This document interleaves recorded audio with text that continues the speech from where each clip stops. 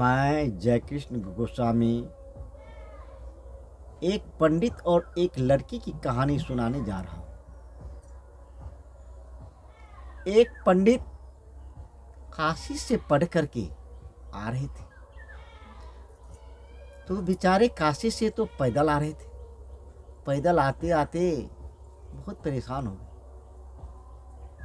परेशान होने के कारण एक पोखर पे एक पीपल का पेड़ था, उस छाए में बेचारे बैठ गए। उस पोखर में 4 लड़की स्नान करता था।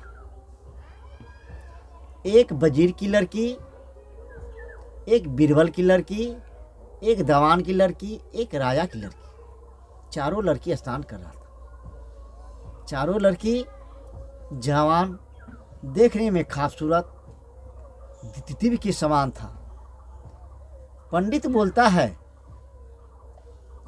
सुंदर स्त्री, सघन बस्ती, अमृत फल, गंगा जल, इससे बढ़ के दुनिया में कुछ है ही नहीं। ये चारों लड़की इस बात को सुन लिया। फिर कुछ देर के बाद ये पंडित बोलता है, सघन बस्ती, अमृत फल, गंगा जल, सुंदर स्त्री, इससे बढ़ के दुनिया में कुछ है ही नहीं। राजा की लड़की स्नान कर करके निकल गया, वहां से चला गया।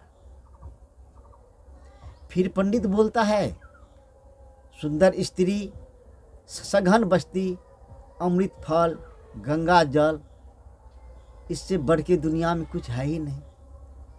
एवं प्रकार से 3 लड़की वहां से विदा हो गई। एक लड़की बच गया, जो कि दवान की लड़की थी।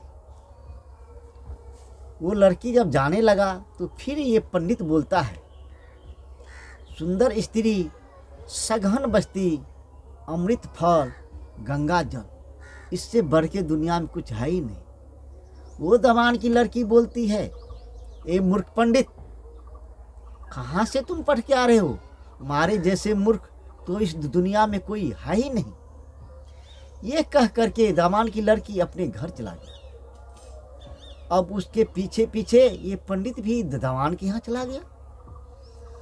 दवान ने उसे बैठने के लिए कुर्सी दिया, ठंडा पानी ला के दिया। पंडित जी पानी पीजिए।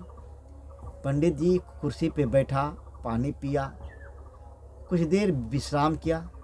विश्राम करने के बाद दवान जी ने बोला, पंडित जी, आपका मैंने क्या सेवा करें, आप थोड़ा बताएं। तो पंडित जी ने बोला, नहीं, मुझे सेवा की आवश्यकता नहीं है। हम काशी से पढ़ के आ रहे हैं और इस पोखर पे जो पीपल का पेड़ है वहाँ हम बैठे हुए थे। वहाँ 4 लड़के स्नान कर रहा था। हमने बार बार बोला, सुंदर स्त्री, सघन बस्ती, अमृत फल, गंगा जल, इससे बढ़ के दुनिया में कुछ है ही नहीं। तो 3 लड़की तो बारी बारी स्नान करके चला गया। जब आपकी लड़की आने लगा तो हमने फिर बोला, सुंदर स्त्री, गंगा जल, अमृत फल, इससे बढ़ के दुनिया में कुछ है ही नहीं। तो आपका लड़की ने हमको बोला कि मूर्ख पंडित, कहाँ से तू पढ़ के आ रहा है? हमारे जैसे मूर्ख तो इस दुनिया में कोई है ही नहीं। तो आपसे मेरा निवेदन है कि आप अपने बेटी को कहिए जो इसका अर्थ मुझे समझा दे। दवान अपने घर गया और अपने बेटी से बोला, ए बेटी, तूने इस पंडित को क्या कहा? कहा, पिताजी, मैंने इस पंडित से कुछ नहीं कहा। इस पंडित से तो मैंने ये बोला, जो ये मूर्ख पंडित है, ये तुम कहाँ से पढ़ के आ रहा है, तुम मूर्ख है। तो बोला, पंडित ने जो बोला उसका अर्थ तुम उसे समझा दो।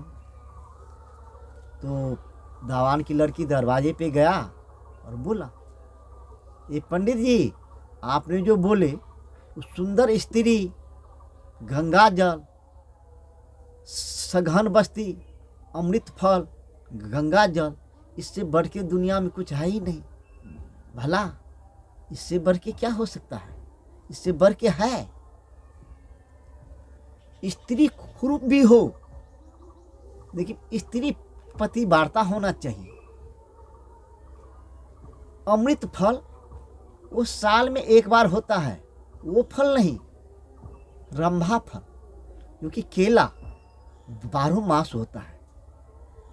गंगा जल नहीं, गंगा जल कोई जाएगा तो 1 बोतल लाएगा, गंगा जल तो शुद्ध है ही, लेकिन 1 बोतल लाएगा, उससे कोई अच्छा बुराई नहीं हो सकता है।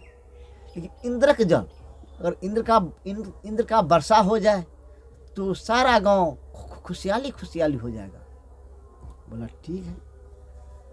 बोला सघन बस्ती नहीं, छोटा भी बस्ती होना चाहिए, लेकिन सुप्रेम बस्ती होना चाहिए। सबको एक दूसरे में दोस्ती, एक दूसरे में मेल होना चाहिए, वो चीज़ अच्छा है। घना बस्ती है और सब में सबको दुश्मनी है, वो कौन सा बस्ती? वो कोई बस्ती नहीं। इसीलिए पतिव्रता नारी कुरूप भी हो, लेकिन पतिव्रता नारी हो तो उससे बढ़ के कुछ है ही नहीं। रंभा फल जो कि 12 महीना मिलता है, उस फल से बढ़ के कुछ है ही नहीं। इंद्र का जल, इंद्र का अगर बारिश हो जाए तो सारा गांव खुश हो सकता है, खुश हो जाता है, उससे बढ़ के तो दुनिया में है ही नहीं।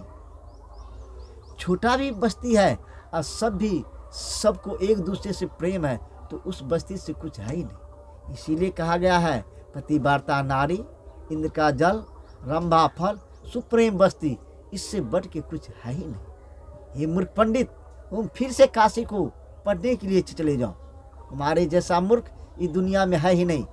अगर कोई सुंदर स्त्री है और 10 मर्द के पास जाता है तो उससे खराब क्या होता है? सघन बस्ती है और सबको एक दूसरे में लड़ाई है, तो उस बस्ती से खराब कौन सा बस्ती हो सकता है? अमृत फल साल में एक बार आता है, किसी के पेड़ में होता है, किसी के पेड़ में नहीं होता है, कोई खाता है कोई नहीं खाता है। वो फल किस काम का? गंगा जल कोई 1 बोतल लाता है तो किसी को 1 बूंद देता है तो किसी को नहीं भी देता है। अब नहीं किसी को गंगा जाने का पैसा होगा, नहीं वो गंगा जल लाएगा, वो गंगा जल किस काम का?